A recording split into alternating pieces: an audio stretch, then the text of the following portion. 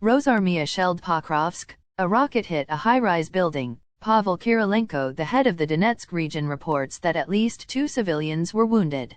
Rescue work at the site continues. Thank you for watching my video. For more videos, stay connected and must subscribe my channel. Thank you.